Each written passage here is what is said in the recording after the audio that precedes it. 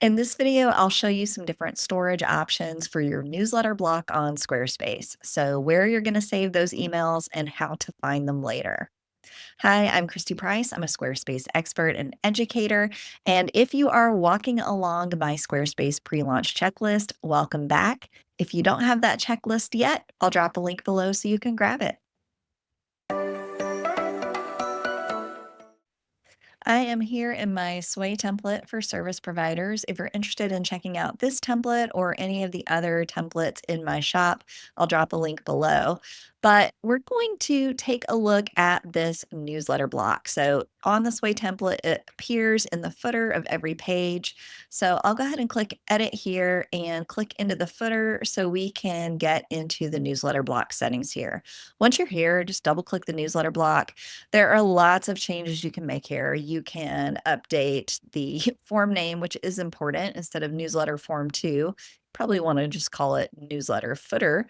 But you can change all of the text, all of the fields here. But today, what I want us to do is look at the storage options. So right now we have Squarespace as a storage option. If I click on this, you'll see that you can see the subscribers in contacts. So everyone who subscribes to your email list is going to appear in contacts and will be shown as accepts marketing. And I'll show you where to find that in a second if you're not here in this block.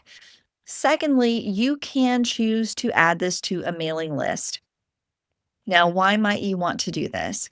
If you are using Squarespace campaigns to automatically send out a freebie, a lead magnet, so you're trying to get people on your email list, then you'll want to go into Squarespace campaigns, set up a mailing list there, connect it to an automation to deliver your freebie, and select the mailing list here. So if someone is registering for something specific using this block, or if you're taking an action like delivering a freebie, you're going to want to first set up a mailing list and then select it here. But if you're not, you don't need to worry about the mailing list. Everybody's just going to go into your general contacts and will be shown to accept marketing from you. Now, a couple of options here to take a look at. One is to send a confirmation email. This is generally default toggled off, but if you want to turn on a double opt-in, so they fill out this form, but they're not on your mailing list yet, they get an email from Squarespace asking them to opt in, and that actually puts them on the list when they click accept, then you'll want to toggle this on. The next option here is to enable Google reCAPTCHA. I recommend you leave this on because it does cut down on spam. Now, there are some other options for storage of your email addresses. So if we click here, there are 3 options. MailChimp, if you are using a core plan, which used to be the business plan, or above, you have the option of connecting MailChimp to your newsletter block. So if you are a MailChimp user, this is an automatic connection and it can save you quite a bit of time. Personally, not a fan of MailChimp. I would rather use Squarespace email campaigns, but you do you. So it's an option here.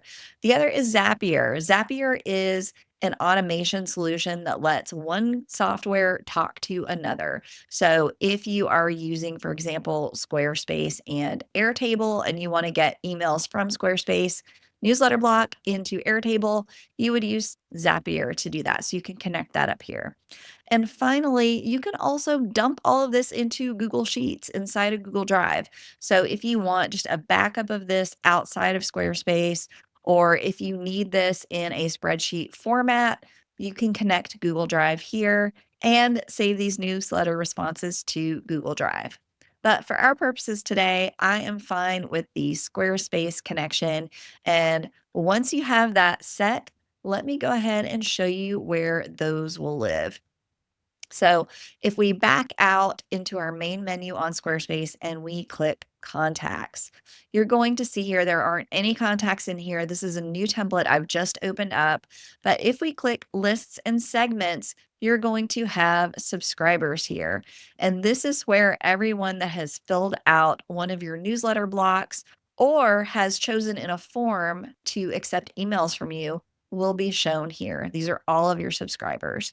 So this is where you'll go to see how many subscribers you have, and you can also start creating an email campaign from this page as opposed to starting from email campaigns. You can do either. They both work great. But the main thing we want to do is make sure that there is a storage option. You're not seeing a red box around your newsletter. Most likely, the defaults are that it's saving in Squarespace and the double opt in is off and Google reCAPTCHA is on. So, if that's what you're seeing, all good. Know that when somebody fills this out, it's going to land in contacts and lists and segments. If you found this helpful, please give the video a like or drop a comment below as that helps other people find my videos. Thanks so much for watching, and I wish you all the best with your website.